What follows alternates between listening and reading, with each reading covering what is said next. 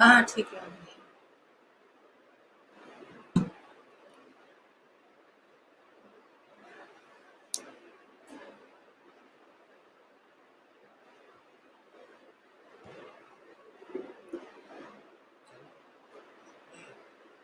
Hello, good morning everyone.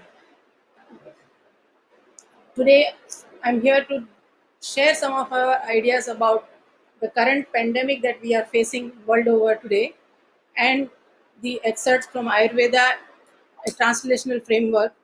What does it tell about the management of such condition? In today's time, we know when the novel coronavirus related disease, which has spread, which has been declared as a pandemic, and the world is looking for solutions in terms of medicines or vaccines. We are also looking at the traditional systems of medicine where there is a hope that there would be some solution available. Ayurveda, one of the ancient Indian systems of medicine, which is in India, we would like to see whether we have anything described in Ayurveda before we harness any knowledge or identify some solutions from there. We would like to understand the context in which such a condition has been described.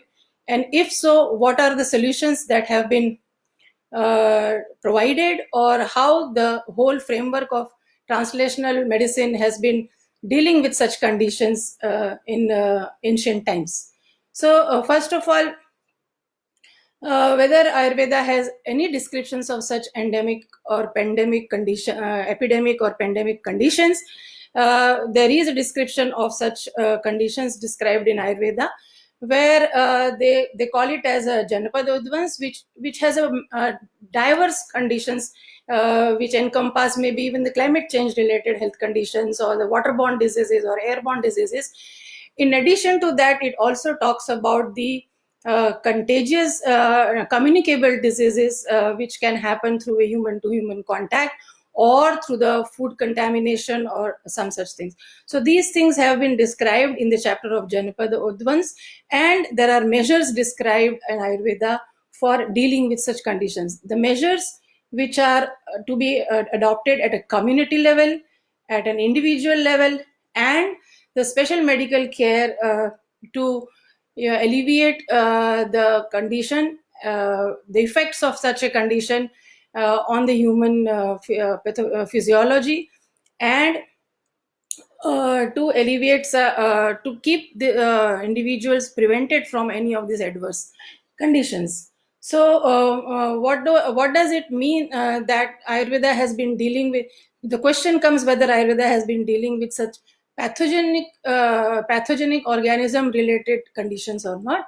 The descriptions clearly mention that they have been dealing with such conditions, but the question arises whether these conditions, these kind of pathogens were existing at that time, whether different pathogens have been described, whether the names of the pathogens have been described, or the specific medications for individual pathogens have been described. So, in spite of having, and just wanted to clarify that in spite of having an idea or the understanding that pathogens can actually give rise to such epidemics or the pandemic conditions, they have, having mentioned such things, they have clearly adopted measures which would be useful for alleviating the host response to pathogen and the effects of pathogenic infection on the host, rather than individually treating each and individual pathogen related this one. So what are those measures that have been described? The question comes. So Ayurveda has been describing this as a fever, where fevers have been classified in terms of they being the arising due to some break in homeostasis in the internal functioning, or the homeostatic break because of some endogenous conditions, or purely because of some external factors. External factors have been listed as those which can be because of some psychological trauma, or because of some physical trauma, or some conditions like infectious agents. And these fevers are called as Agantush fever, the whole category of fevers which have been dealt due to external factors not originating from some internal imbalances. So these are called as Agantuj Jwar. Now, these Agantuj Jwar are again described in more than one context, one being an individual contracting some pathogenic infection, or a community level infection, which is like a something like a present condition. So these descriptions are available in Ayurveda, and Ayurveda describes measures to be undertaken at a community level, like sanitization, individual level like social distancing. You'll be surprised to know that such terms are actually described in Ayurveda for dealing with such a communicable disorders. Most important amongst all of them is the enhancing the host homeostatic potential, robustness of the systems, or which you can call it as an immune, enhancing the immunity using certain class of medications which are called as Rasayan Aushadhis. Now, Rasayan Aushadhis by definition are those medicines which are supposed to increase the overall homeostatic potential of the system, such that every tissue and every system of the body is capable of protecting itself from any harmful stimuli that can be received either through many conditions. One of them can be the pathogens. Now, this enhancing the host immune response is described as Rasayan therapy, the overall homeostatic potential of the system of an individual. And this Rasayan therapy has been described as a preventive measure in such conditions. And when it comes to therapeutic measures, Ayurveda not only describes the preventive measures, it also describes the therapeutic measures. And these therapeutic measures are to be undertaken keeping in consideration an individual's presentation to the condition, individual's baseline strengths, and a place and time and age of the individual. So even in such infectious conditions, Ayurveda has very clearly described that looking at an individual's the looking at the original cause, the trigger, and the stage in the pathogenesis of the entire disease, where that person is actually getting presentation of the clinical conditions. Those things have to be, so hetu, which is called as the original cause, the pathogenetic process, which is called as samprapti, and in the different stages of pathogenetic process, where the individual is suffering from what kind of presentations and involvement of what kind of systems. For example, in this case, it is like a respiratory presentations are most observed ones, but there are people who would experience neurological symptoms. There would be people who will experience gastrointestinal symptoms like diarrhea. So keeping in mind the presentation of the individual, one is the the disease alleviating or the condition alleviating medicines, plus those which are specific for that individual, keeping in mind that individual's baseline strength, that individual's capacity to take different kinds of medications. It's not that one medication is given somebody who is not able to take that medication, and it might actually cause a harm to that individual. So keeping these things in mind, even during such conditions where a core concept of tackling the host response to the pathogenic agent has to be tackled, at the same time the level of involvement of level or the stage of involvement of disease in an individual has to be taken into consideration. Say for example, if it is only if it is progressing to a level where there is a lot of inflammation and causing a distress in respiratory distress. So there would be a different level of medication required. People who are suffering from different initial stages will require a different kind of medication. So these concepts have been described even for the infectious conditions, in addition to the baseline host defense enhancement conditions. So the hetu, which is the etiological factor, the pathogenetic process, and the clinical presentation of an individual's in an individual, plus the stage of the disease and the kind of basic strength that individual has is also taken into consideration at the time of administration of these medicines. Now, coming back to immune booster, kind of an preventive measure, or not only preventive measure, even when an individual is actually suffering from such a condition like fever, even during that condition there are certain things which are required to be administered, which will keep the immunity at its optimum, and these measures are called as Rasayan measures. Now, immunity is not a one single word. It is actually a outcome of harmonious functioning of various systems. Ayurveda talks about major contribution of metabolic health in the immune health, and that's why it describes medicines for improving the overall metabolic status of an individual, which is called as Agnivardhan, which is next is Vat Anuloman, and excess cough needs to be checked, and these things, when they are working in harmony with each other, which is equivalent to metabolic health, a good proper signaling mechanisms, proper metabolic, immune and signaling mechanisms, when they are working in harmony with each other, only then you can achieve the status of a good immune potentiation or a good good immunity for an individual to fight against such conditions. So these things have been described in Sanskrit terms for the sake of easy understanding. I am avoiding those terms, but these things have been very clearly described as to these are to be taken care, even when you are talking about immune boosting for a preventive measure, even when you are talking about handling a condition where an individual has been affected. Now the question comes, how do we actually immediately harness such a knowledge for overall benefit of an individual who is suffering, or who are in the anxiety of whether they will suffer or not?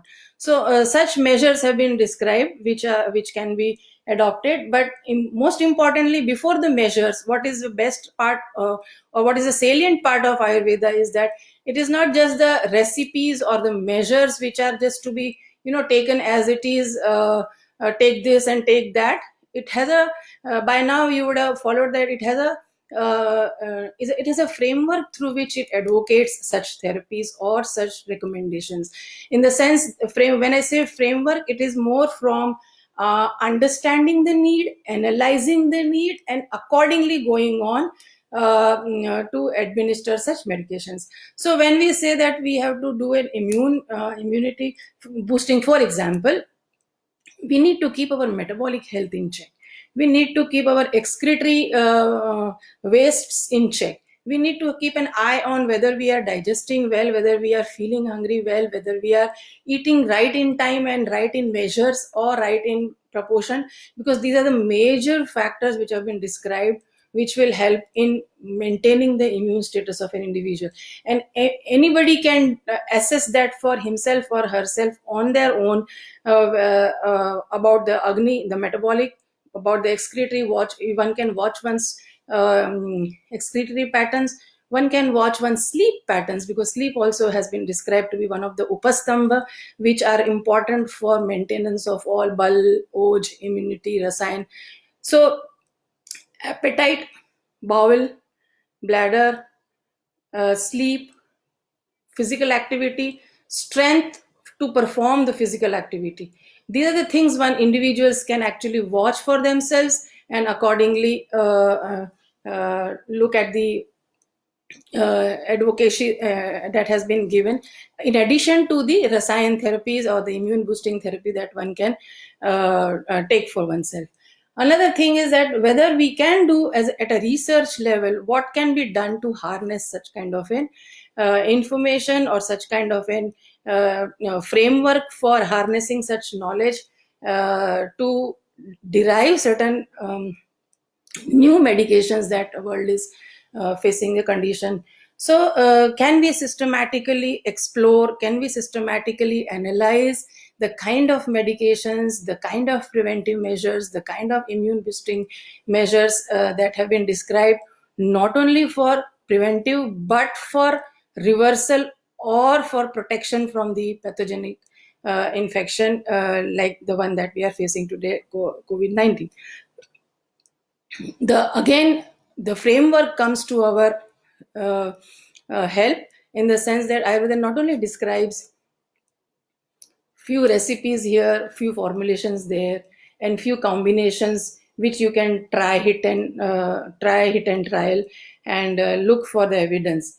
It also describes the classification of medicines, into certain groups, which can then be looked for similar for their effects in modern testing parameters or modern laboratories, and they can be explored systematically to be able to identify. Even if so, many of the medicines that have been described for Jwar conditions or as a Rasayan therapy, they have actually been shown in modern literature to have to be possessing antiviral properties against some tested viruses, or they have been shown to have effect on innate immunity or on the adaptive immunity. These medicines are actually prescribed for with some Ayurvedic parameters of classification. So such classification can be explored further for more in such class medicines, so that one can identify their mechanism of action in the language of today's science. There are medicines which are prescribed for host defense. There are medicines which are prescribed for alleviating the conditions which are descriptive of the features that are described in such conditions. For example, fever. There is a respiratory presentation of the fevers that we are mostly observing in COVID-19, and these fevers can be considered as more of a Vat Kaph nature, Vat/Mic origin presentation of the feature. Nevertheless, the disease is not just one category. If it proceeds, as I said, Samprapti or the pathogenetic process, if it advances to the next level, it will start involving other components, and that can emerge as a new condition, which can be a Sannipata Jwar or a Vat Pradhan Sannipata, or a condition like a Mahashwas. So these are the kind of descriptions that Ayurveda gives, that it might start as a mild or a single dosha disease, but if it was not to be handled properly by the host immune system, or if it goes on getting severe and more progression happens, then gradually the emergent condition of Samprapti can go on getting developed, and that can result into a Sannipata Jwar. And Sannipata Jwar, or a condition like a Mahashwas or a Chinnashwas, and accordingly one has to go on harnessing the formulations or the medicines or the principles of treatment of such conditions when such emergent conditions arise. So it's not like there can be only one single way to look at that disease, or one single way to tackle that disease. There can be several multi what do you call it, as a multi-pronged approach for management of such a deadly condition, and keeping an eye on the emergent situation and harnessing the knowledge from the respective contexts to be able to handle those emergent conditions. Now, these emergent conditions can be handled using not only the medicines, but they can also be handled using good nutritious diet, and diet that too watching one's own metabolic status at that point of time. So diet, so a good sleep, a good diet, and good practices like yoga, which have been described in Ayurveda also, for maintaining the positive state of health, mental health, which will in turn help in immune boosting, which will in turn help in controlling the situation that body is facing.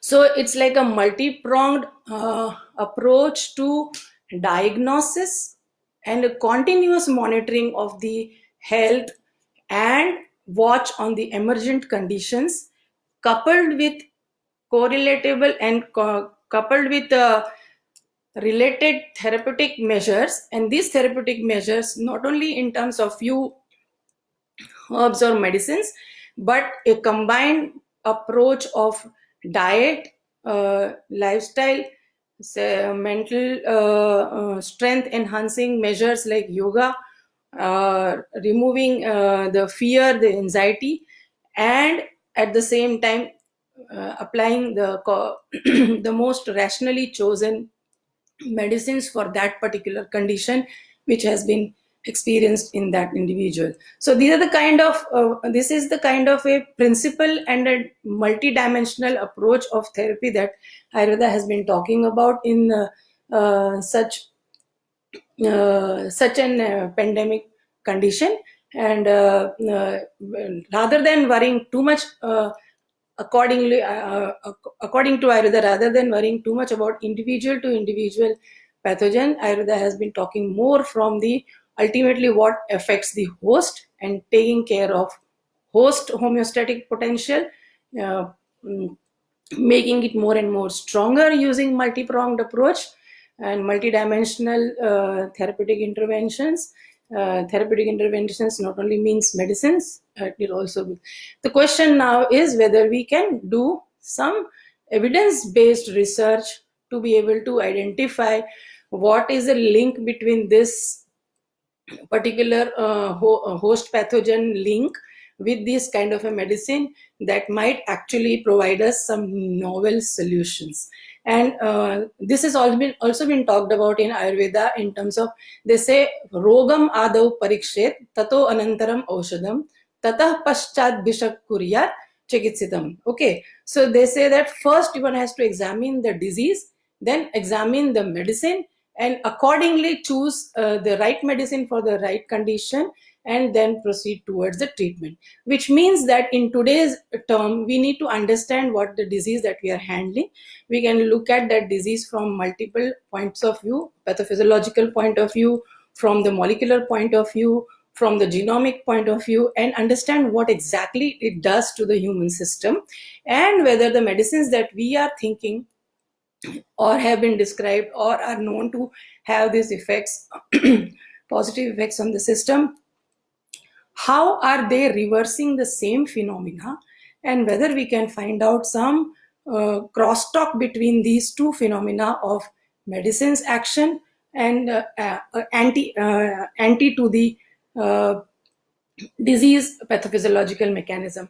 And these are the ways by which one can query as to which medicine exactly would work on what aspect of the disease, such that it can be pinpointedly told that this is to be given for this stage of the disease, for this presentation of the disease. It will have a particular action like a virucidal action, or it will have an immune potentiation action, or it will block the entry, or it will have effect on the subsequent action of the cells to clear the virus of the virus from it. So these are the kind of ways by which we can systematically query, because Ayurveda also describes several class of drugs to be important in handling the conditions of fever and this kind of a condition, which is called as a agantush fever, turned into an doshic imbalance, because they say any even if it is an agantush fever, eventually it will have an effect on the imbalance of doshas, and those imbalance of doshas can actually go on getting advanced in terms of its stages in involvement of one dosha to two dosha to the sannipatish condition. So one needs to understand, if one were to understand and identify exact way by which these medicines, where, which, and how it will function, one can go on doing rog pariksha and the pariksha of the medicine on the effect of that medicine on that particular aspect of disease, is what this novel integrative approach of Ayurveda with modern biology and genomics is likely to happen. So, immediately understanding the context of the condition that has been described in ancient times, the measures that it has taken to control those things, more than measures, it is the approach of having those measures implemented, the way to implement them, and then systematically deciphering their basis, not only in the today's language but in its own language, and then explainability is the first aspect for undertaking it, for generating a novel evidence. So this is what I attempted to kind of communicate to you, and I thank yoga scholar PGIMR group and Dr. Akshay Anand for taking this initiative and allowing us to share our thoughts right from our homes to everybody. And if there are any questions that we would like to, anybody would like to question, put forth, we will be happy to answer if possible. Thank you very much.